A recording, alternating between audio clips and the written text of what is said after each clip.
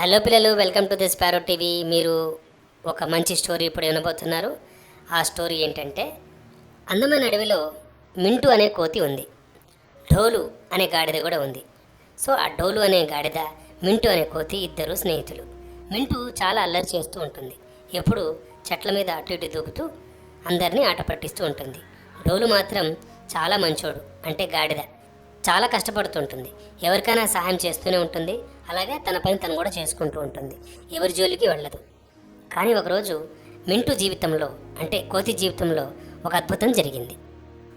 మింటూ డోలు కూరగాయల బండి లాక్కెళ్తూ ఉంటే చూస్తూ ఇలా నవ్వుతూ ఇలా అంటుంది, హహహా, ఈ అడవిలో నాకంటే తెలివైన వాళ్ళు ఎవ్వరూ లేరు అంటుంది.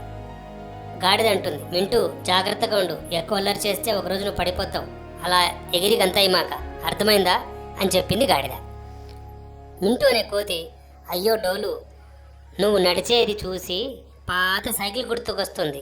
అంతా నవ్వుతున్నారు, టిక్కు టిక్కు టిక్కు టిక్కు అని అంత గాడిద బరువు మోసుకొని వెళ్తున్నావు కదా, అందుకే ఇది చూసి నేను గంతులేస్తున్నాను అని చెప్పింది మింటూ.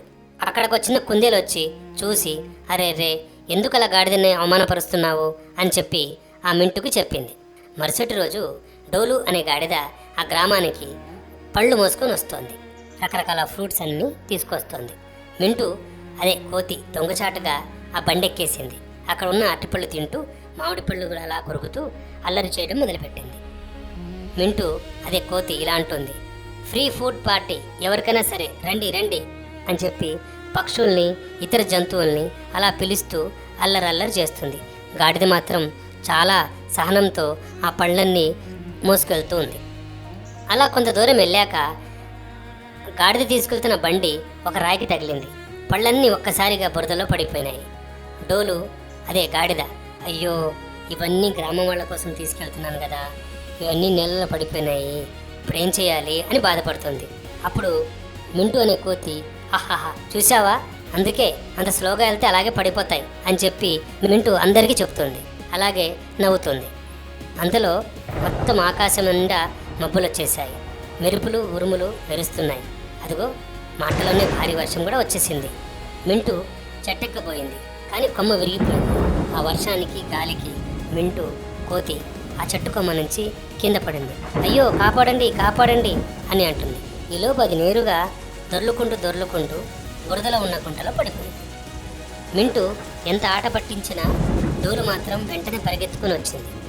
అయ్యో, ఎలా పడిపోయావు, నేను హెల్ప్ చేస్తానులే అని చెప్పింది.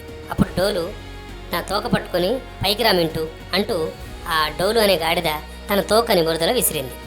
మింటూ, నాకు భయంగా ఉంది, నన్ను కాపాడు, నేను పడిపోతాను, ప్లీజ్ ప్లీజ్ అంటుంది.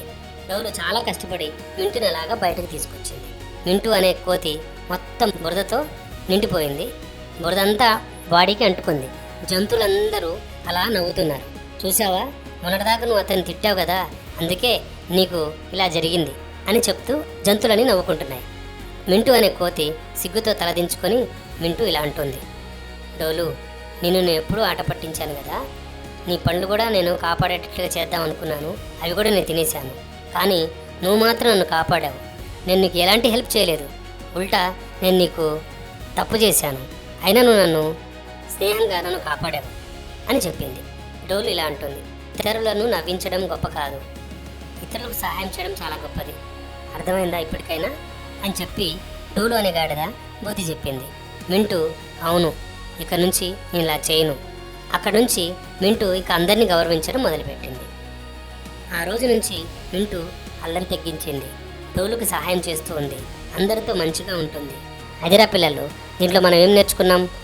అహంకారం కంటే వినయం గొప్పది, ఇతరులకు సహాయం చేయడం గొప్పది, ఎప్పుడు కూడా ఇతరులను ఎగతాళి చేయకూడదు అని ఈ కథ ద్వారా మనం తెలుసుకున్న విషయం. ఓకేనా పిల్లలు, మరొక చక్కటి ఎపిసోడ్లో మళ్ళీ కలుద్దాం. అంతవరకు stay tune to the sparrow TV. Like చేయండి, షేర్ చేయండి. ఓకేనా, బాయ్ బాయ్.